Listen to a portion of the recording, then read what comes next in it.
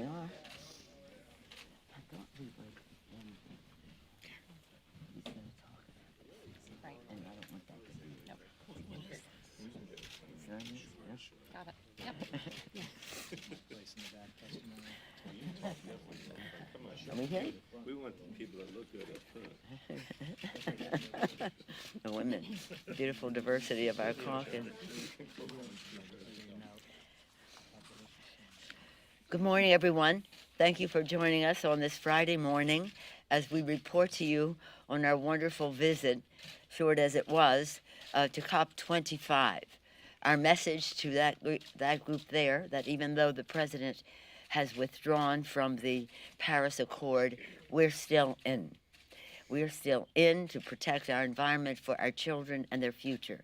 We're in because it's a public health issue, clean air, clean water, food safety, that it's an economic issue about good-paying green jobs in our economy and throughout the globe. It is a security issue in terms of natural disasters and the rest, robbing communities of habitat and natural resources, which can, and competition for such things can cause conflict, and it is a moral issue. If you do, as I believe as I do, that this is God's creation, we have a moral responsibility to be good stewards of it. But if you don't even share that belief, that we all agree that we have a moral responsibility to pass this planet on to future generations in a responsible way. Young people, children in school, and even in grade school, understand that. Hopefully it will rise to the White House as well. But I'm very proud of the delegation that we had, our chairman, our freshmen, our chairs of full committees and subcommittees, and you're now going to hear from each of them. Today, the, what is it called? The U.S., it's not here. Today we are, a pavilion, we're still in pavilion, will highlight climate actions from a bipartisan coalition of over 3,500 representatives from all 50 states, spanning large and small businesses, mayors and governors, university presidents, faith healers, tribal leaders, and cultural institutions. This is under the auspices of the U.S. Climate Action Center. So not only were we saying that we as Democrats in the Congress are still in, America is saying we are still in. And now it is my honor to introduce one of our chairmen, Congressman Frank Pallone of New Jersey. Thank you, Madam Speaker. I just want to stress, first commend the Speaker for bringing this delegation to Madrid. As she said, it was so important to stress that we're still in. And the thing that was amazing to me, and I really want to bring out, is that when we got there, people were really looking for U.S. leadership. They refused to accept the idea that the United States was going to withdraw, even though President Trump is now saying that that's what he wants to do. And they would repeatedly say to us that if the United States is not continually involved, either because they're in the agreement or because they're involved in other ways, that this is not going to work, because they don't believe that China or the European Union can take the leadership role and get other countries to get involved in this climate action plan that came out of the Paris Agreement. So that's why it was so important for us to be there. And we know that the problem is only getting worse every day. More greenhouse gases, more climate events. But I also want to say from an economic point of view that we all believe that economic growth and our technological leadership is dependent on still being involved with climate change and climate action, because the countries that do the windmills, do the solar panels, manufacture and come up with new technologies to address climate change, those are going to be the countries that are out front and have economic growth. So this is also important from an economic point of view. Now, I just wanted to say on behalf of the Energy and Commerce Committee, and we had a number of members that came with us on the trip from our committee, we announced in July that we are going to achieve a goal of 100 by 50. In other words, carbon neutral by 2050. We had a series of hearings. The last one was yesterday, and we are now moving forward. We've already done a number of bills. We did Ms. Castor's bill, H.R. 9, that says we don't want to withdraw from the Paris Agreement. We did a number of energy efficiency bills, some of which give money back to states and towns so that they can continue the effort. We did a pipeline safety bill that addresses methane. And we're now putting together draft legislation that within our jurisdiction that will seek to achieve this 100 by 50 goal that I set forth. So I just want to stress again that we're still not only in that we went to Madrid, but also that we're still in it. We're doing things now to move us forward on a climate action plan. And that's why being there, I think, was so important. And what we're doing here is so important. And next is, I'm going to introduce the chairman of the Science Committee, Eddie Bernice Johnson. Good morning. It was a great it was a great pleasure to be able to see the rest of the world assembled through representatives to address climate change on this planet. And I'm grateful to Speaker Pelosi for carrying the delegation. And I felt very good to be there because without the U.S., we would have looked as if we'd forgotten that we're on this planet. I chair the Science, Space, and Technology Committee, and we will continue our work using sound science and using the technologies to address the issues. We would be very derelict as a nation to pretend that this is not reality, to pretend that we can lead everywhere else but not in climate change, when that is the most critical issue facing this planet that we have started to realize. So we will continue our work.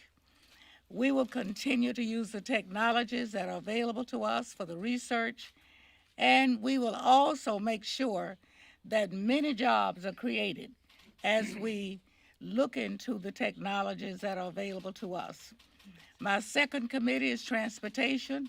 We're looking at every area in that committee as well to make sure that we are not missing a step. Our prayer is that the Senate will recognize the House has taken some leadership. I will now present to you Mr. Raul Gajava, who is Chair of the Natural Resources. Thank you, Madam Chair. I also want to acknowledge and thank very much Speaker Pelosi for putting the delegation together.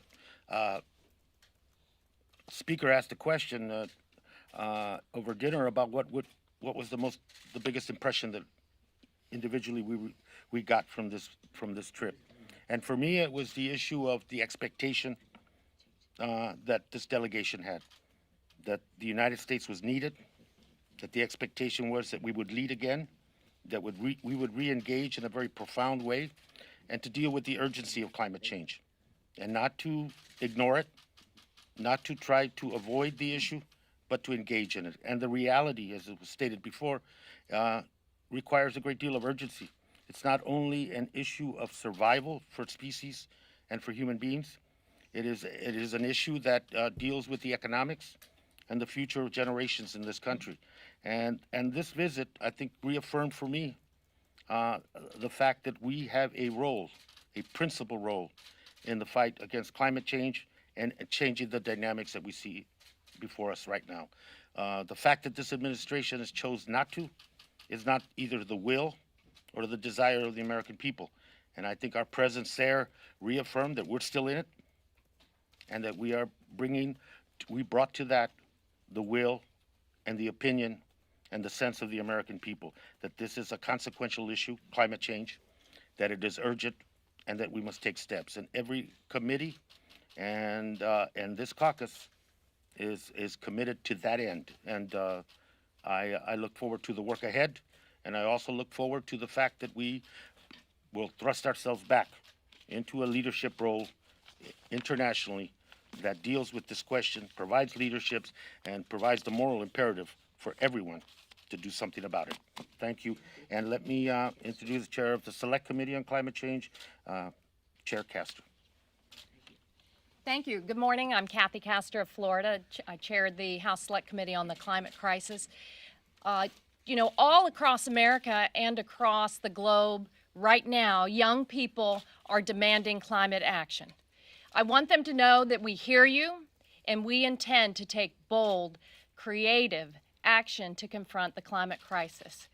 We're running out of time.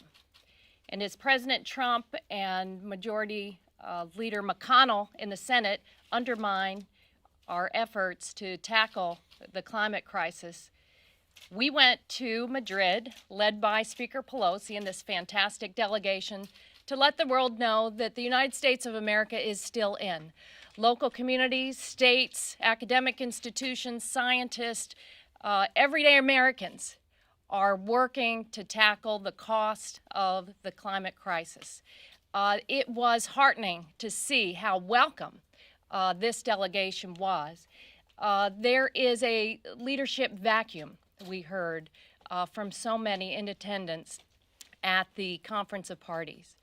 The UN Secretary General said during his opening remarks that we're at a point where we can choose a path of surrender or we can choose a path of hope. Well, the United States of America is a hopeful nation, and we intend this spring here in the House of Representatives to release a climate action plan to lower our greenhouse gas emissions, to chart the course, to give our communities the tools they need to adapt to the rising cost of the climate.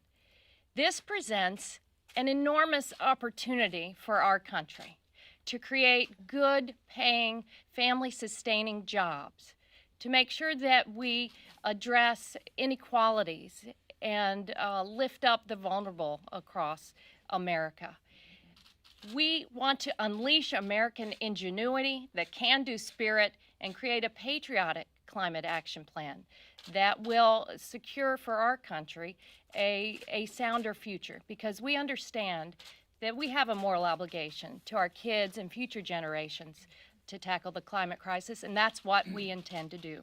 Now I yield to Congresswoman Betty McCollum, who chairs the Appropriations Subcommittee dealing with so many of these issues. Welcome. Thank you. And thank you again, Speaker Pelosi. It was really fabulous that the United States was in Madrid. I just want to take a second to tell you that we had youth from all over the United States at Madrid, future leaders of our country, future engineers, future technology, future scientists, ready to step up and carry the banner not only for this generation, for the next generation in our fight to protect this planet. Currently, right now, we've got plans in the future, and you heard some of the great, fantastic legislation that you can look forward to seeing in the coming months. We're in the fight right now in the Appropriations Committee to protect science, to protect clean air, to protect clean water, not only for today, but for tomorrow. So we're still in it. Thank you again, Speaker Pelosi.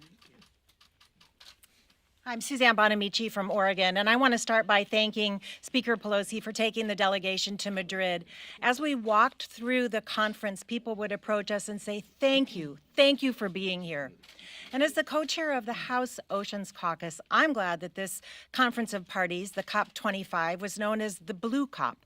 With the recent report from the Intergovernmental Panel on Climate Change on Oceans and Cryosphere, we know that the findings are dire, but we also know that the ocean, which has literally been taking the heat because of absorbing carbon emissions, the ocean can be part of this solution. Some of us attended a great panel discussion about how the ocean can help be part of the solution, whether that be through restoring our habitats with mangroves and seagrasses, or through capturing the power of marine energy. So again, I am thrilled that we were able to be a voice for the United States of America to say that we are still in. Yes, climate change is an existential threat, but it is also an opportunity to use U.S. leadership, U.S. innovation, U.S. technology, and create a better future for our children and grandchildren. And now I'd like to introduce my wonderful colleague from the Select Committee, Julia Brownlee from California. Thank you, Suzanne. Good morning, and I also want to thank the speaker and all of the delegates. It was a great honor to travel with all of you to Madrid. I say quite frequently when I'm at home in my district, as lawmakers, we really are not perfect. And when we put together policies, we may make mistakes. If you look at our tax policy, we make mistakes, and we can fix that. With immigration, we can fix that. But when it comes to climate and climate policy, if we make a mistake, we're not going to be able to fix it. And it is incumbent on us and the rest of the world that we act, and we act now. We act with a laser focus, and we act boldly. And I can say from being in Madrid, we were so proud to continue with the message of we are still in, but believe me, the rest of the world is in. And it will take all of us to solve and address the climate crisis. Thank you very much.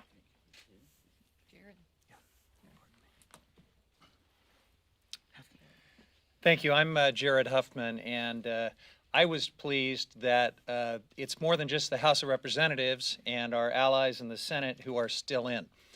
This is the Blue COP, the Blue Climate Conference, and as chair of the Water, Oceans, and Wildlife Subcommittee, I was so pleased to see that American NGOs are at the forefront of leadership, even though this administration isn't leading on oceans or anything else right now. American NGOs are partnering with climate-vulnerable nations to tackle this forgotten dimension of climate change, the oceans. And of course, we know that it's more than just rising sea levels and coastal storms. It's ocean acidification, it's deoxygenation. And yet, when the U.S. joins them in a leadership mode on this issue, there's so much that we can do to protect and restore mangroves and salt marshes and seagrass. And the great thing about that is that doing so will also make our coastal communities much more resilient to help adapt to climate change. So I'm looking forward to rejoining the world community and leading on climate change with that new focus on oceans and coastal resiliency. Thank you, Speaker Pelosi.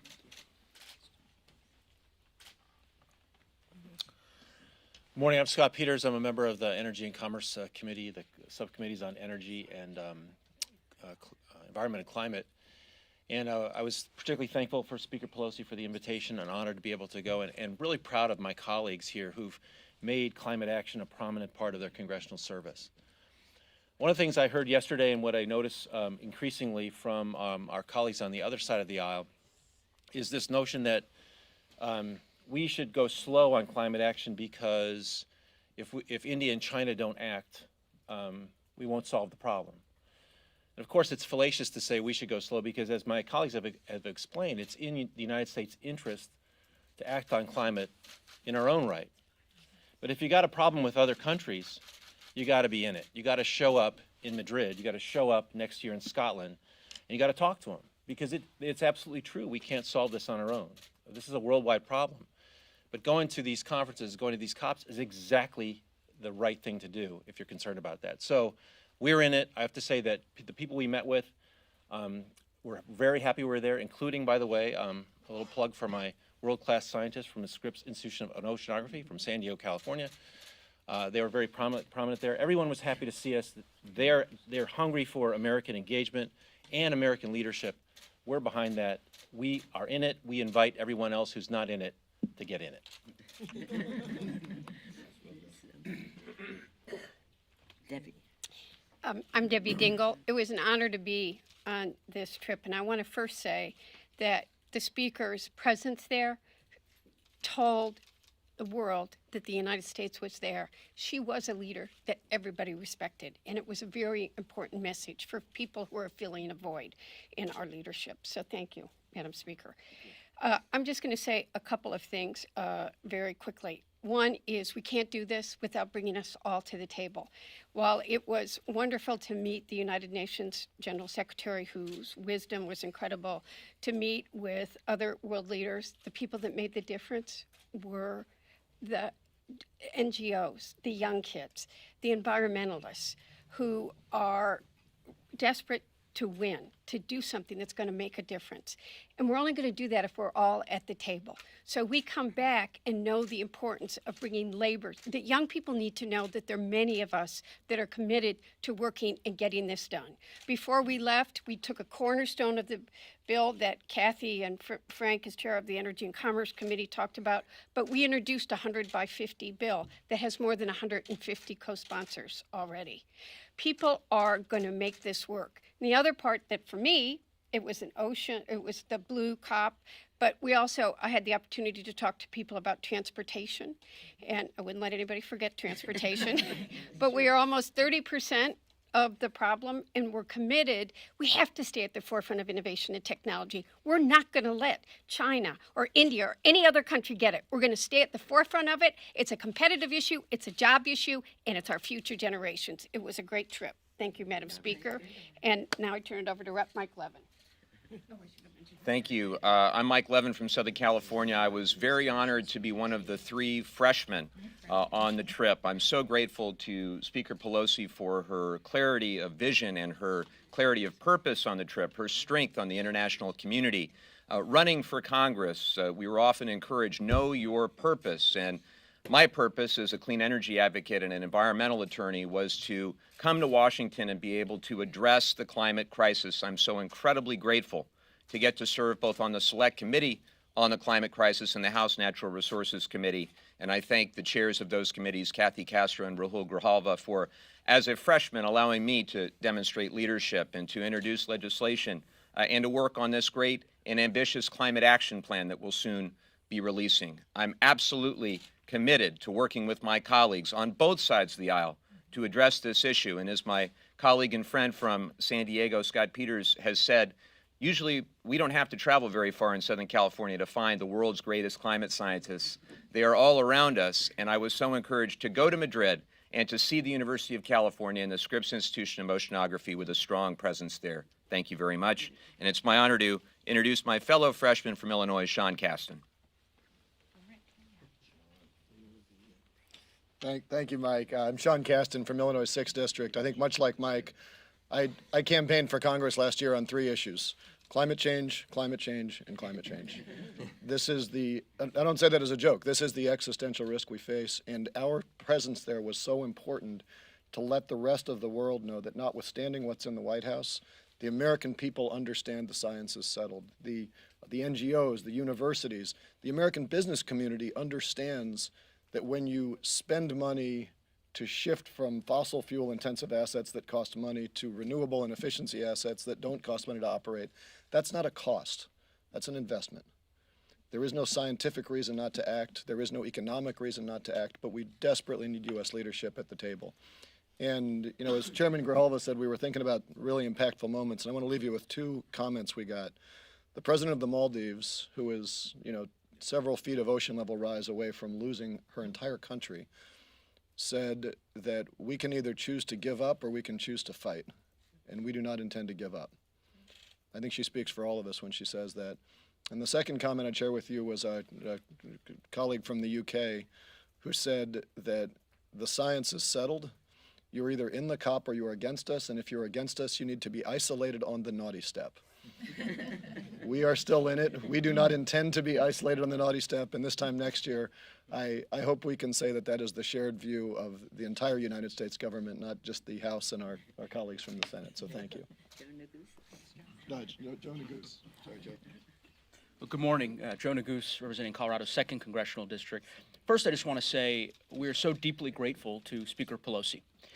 You know, if there was one takeaway for me on this trip, it was that it really is a desperate need for United States leadership on the international stage with respect to this issue and so many others. And that's why we are so grateful to have a speaker in Nancy Pelosi who would have the wisdom and the foresight and the vision to make fighting the existential threat of climate change a top priority for this House and to lead this distinguished CODEL to Madrid to tell our international partners that we are, in fact, still in. And so we are very grateful to the Speaker, and personally, as a freshman member, along with Representative Caston and Representative Levin, we are very grateful to have joined this distinguished group of colleagues. Some of our more senior members reminded us when we arrived back home here that not every freshman gets to go to a CODEL with the Speaker of the House, and I think it's cognizant of the Speaker's desire to ensure that we fight for the future generations of this planet. And of course, this freshman class is no stranger to that, having run on the issue of climate change in so many districts across the country. I will also say that in every meeting we had with NGOs, faith leaders, young people, the UN Secretary General, one thing was clear, which is that there is a shared sense of urgency amongst everyone internationally that we have very little time to waste. We must press forward with bold, comprehensive action to protect our planet, which is precisely what we intend to do under the leadership of Chairwoman Castor, who set out an expedited timetable to have the recommendations to the full House, where ultimately the distinguished chairman and chairwomen behind us will then take up the important legislative work ahead. So again, I am grateful to the Speaker, and with that, I've never introduced a senator before, so I will. I want to make sure that I provide an ample introduction of one of my favorite senators, and as I said to him, one of my wife's favorite senators as well, who has been fighting on this issue long before many of us arrived in Congress, and that is Senator Sheldon, Whitehouse. We thank you for your leadership. Thank you, Joe. I'm one of Joe's top 100 senators. As a senator from the Ocean State, it meant an enormous amount to me to be able to go to the Oceans COP and participate. But it also meant a lot to me to be a part of and add a little bicameralism to such a powerful congressional delegation. The Speaker of the House, 4 committee chairmen, and a large array of members of the House who are deeply, deeply committed to this issue. It was really terrific, and the world was hungry for that. It also today marks, if you think that there's no hope at all, let me offer you a little ironic anniversary that we have today. On December 6th, today, 2009, a decade ago, this full-page ad ran in the New York Times. It described the science of climate change as, and I quote the advertisement, scientifically irrefutable. And it said that if we don't get this right, if we don't take action 10 years ago, that the consequences would be catastrophic and irreversible. Again, that's me quoting the advertisement. And it was signed by Donald J. Trump. Donald J. Trump Jr., Eric F. Trump, Ivanka M. Trump, and the Trump Organization. So who knows? Maybe we could have the 2009 Donald show up again, in which case we can have some real progress. But even without that, there is bicameral action in the Senate. The House is under great leadership now, and we will get this done. Thank you. Thank you, Madam Speaker. Thank you very much, Senator, for enhancing our delegation by your presence, but more importantly, for all of your work over a long period of time on behalf of saving the planet for our children and future generations. And again, it was an honor to have you on the trip, and thank you for calling to everyone's attention. The script there is very promising about what the signatories were calling for in light of the to President Obama in light of the UN Climate Change Conference in Copenhagen. We've had Paris since then. The president has rejected that. We hope, because you've heard me say over and over, public sentiment is everything, Abraham Lincoln, that the public sentiment, starting with young people, academics, scientists throughout America, mayors, state legislators, and all the rest, who were present, NGOs who were some present in Spain, some not, but all interested in making a difference for our future. Science, science, science, science, an answer to our prayers. So much that we know. And we've heard from scientists. We had the opportunity to meet with the Secretary General, the King of Spain, to hear the President of Spain. But as Debbie Congresswoman Dingell said, the heart of the matter was meeting with the global NGOs, the national NGOs, the faith-based NGOs, to see what is happening, not only thinking globally, but acting locally to save the planet for our children. It's our existential threat to this generation. It is urgent. And as they said there, the reality of the crisis has to be met with the actuality of action that we take. Our members, as has been said, we've had 100 hearings already. The Climate Select Committee, headed by Kathy Castor, is preparing its report, and then we will act upon that legislatively. We had invited the entire select committee, Democrats and Republicans, all on the same day. We thought that we were going to have participation, family matters, whatever. That didn't happen, but we hope that that we will have participation as we go along because the public will weigh in. So I thank my colleagues for bringing such knowledge, vision, strategic thinking to our visit there. They made a tremendous difference, were well received, and we're very proud to join in wearing the pin. We're still in with the American flag on it. Thank you all very much. Thank you. Question? Yes, ma'am. On this subject. When you're developing climate legislation, which will come from this climate action plan that's coming out in the spring, are you planning to do something that could get some Republicans on board, or is this really laying the groundwork for when there's another president? Kathy? Yes, if you've been following the work of the Select Committee, you will have seen that there are many areas of bipartisan interest to act on, whether that's in the agricultural sector, the difficult to decarbonize industrial sector. There is great bipartisan interest on controlling methane emissions that are particularly damaging to the climate.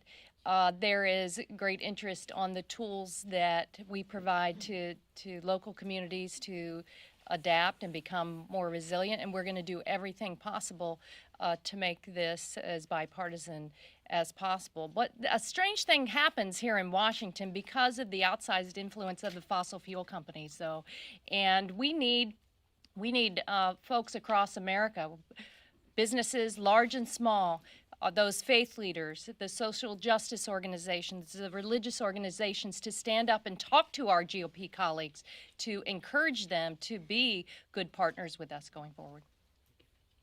Say something? An example of bipartisanship. On Wednesday, the leadership, thank you, Nancy, we'll have 10 bills on the floor packaged into one, 729, and deals with coastal resilience, science, all part of a package to deal with this question of climate change and the need for mitigation and adaptation and building resilience, all in that package. And yesterday, our markup, with many Republicans supporting the bill that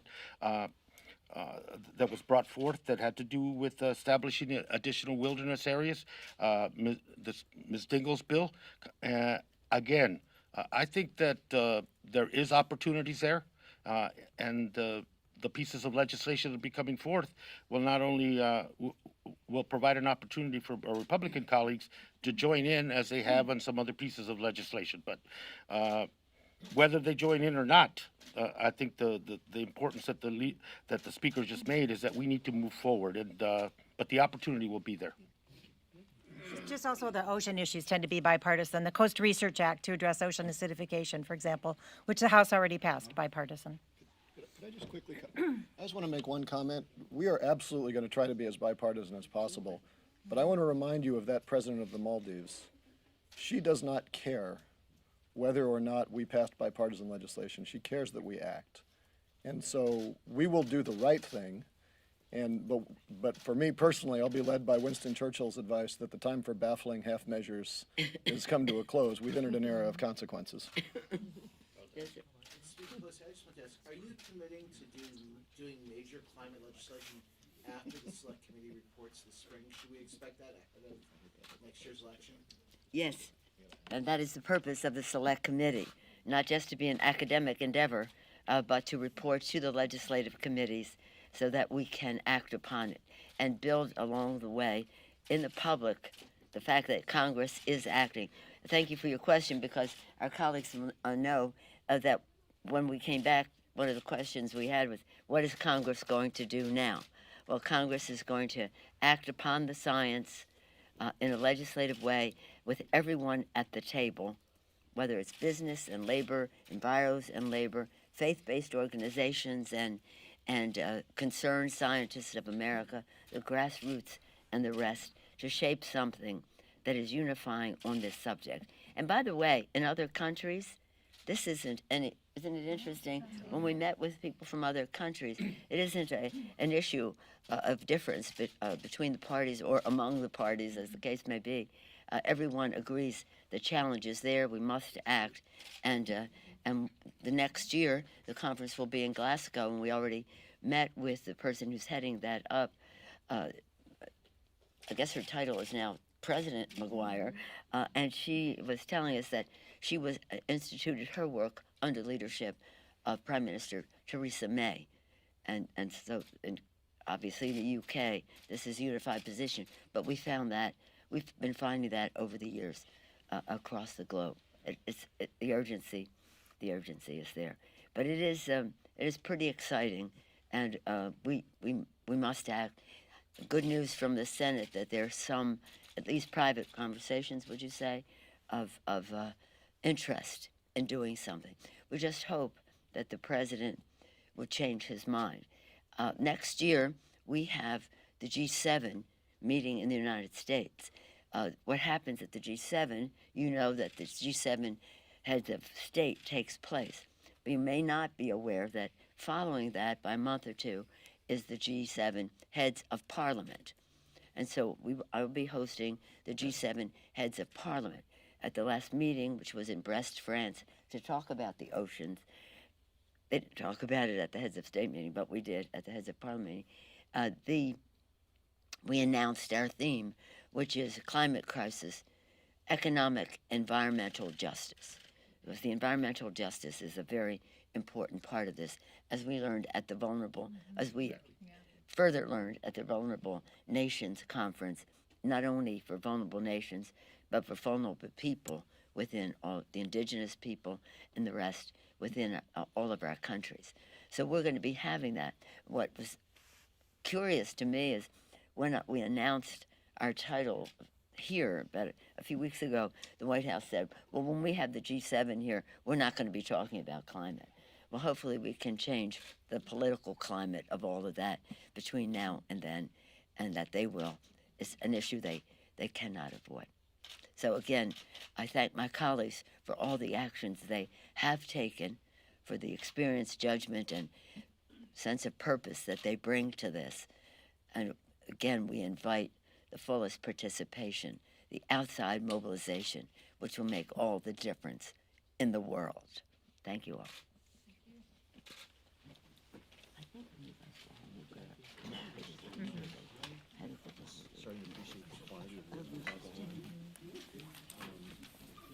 I have a woman on my staff that does all my finance stuff. I'll be willing to detail it to you for a month.